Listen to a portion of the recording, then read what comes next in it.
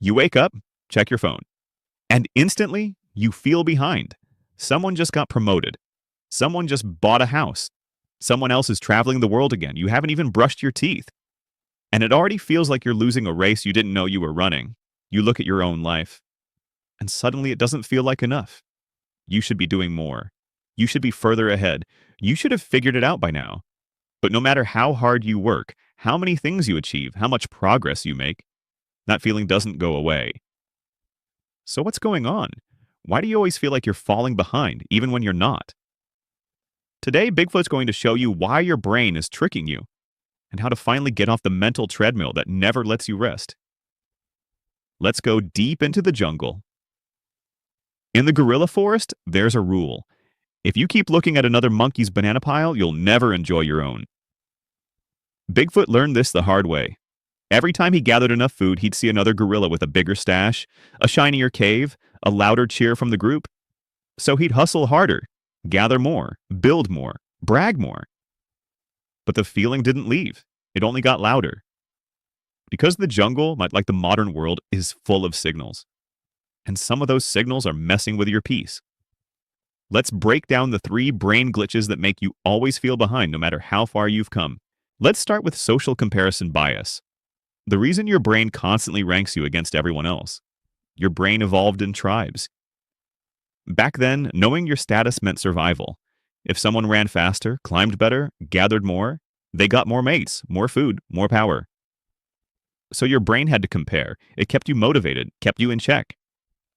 But in 2025, your tribe is 7 billion people on the internet.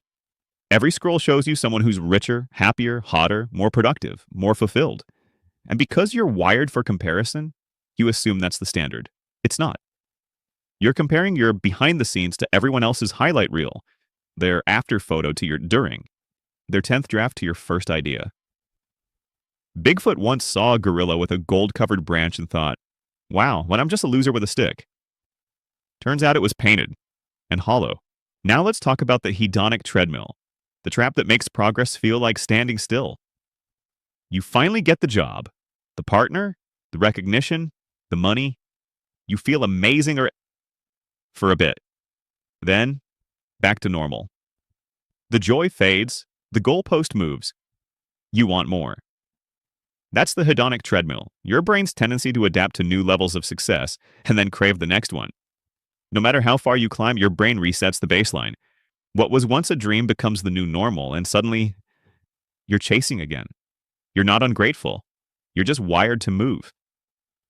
But when the movement never feels like progress, you start to feel behind, even when you're ahead of where you started. Bigfoot once dreamed of owning the tallest treehouse in the forest. He built it, felt proud, then saw another gorilla carve a window into his. And just like that, pride turned into panic. Finally, we have survivorship bias, the reason the loudest lives seem like the most common ones. When something is easy to recall, your brain assumes it must be common. So when you constantly see success stories, LinkedIn promotions, Bali retreats, 6-figure side hustles, your brain thinks everyone is thriving. Why aren't you? But what you're seeing isn't the truth. It's the loudest 1%, the most clickable 5 seconds of someone's month. The people who are struggling, failing, unsure, quiet, they're not posting. So your perception becomes skewed. And that's why you feel like you're the only one behind. Like everyone else has it figured out. You're not behind. You're just seeing the survivors. Bigfoot used to think every gorilla had perfect vines, until he visited their trees and saw the mess they never showed. There was once a race announced in the jungle. Bigfoot thought he was late. He saw others running.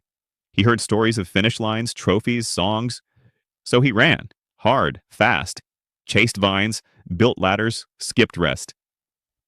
Until one day he reached a cliff. No crowd, no prize, no banner, just silence. He sat, breathed, looked around, and realized there was no race, only the illusion of one. So what's the solution? Curate what you see. Your input shapes your perception. Mute the highlight reels, limit the scroll. Follow people who show the whole journey, not just the wins. Because if you only see speed, you'll feel slow. If you only see shine, you'll feel dull. But real life, it's messy, quiet, glorious, and you're in it. Track your own climb. Look back. Where were you 1 year ago? 5 years ago? What have you survived? What have you built? You're not where you want to be, but you're not where you used to be either. And that matters. Bigfoot writes before and after, notes every full moon. Not to show the forest, but to remind himself that he's moved, even when it didn't feel like it. Define enough before you chase. If you don't define enough, your brain will keep moving the finish line. What's your definition of success, of peace, of a good day? Set it. Write it. Live it. Because the moment you define your own game, you stop losing someone else's.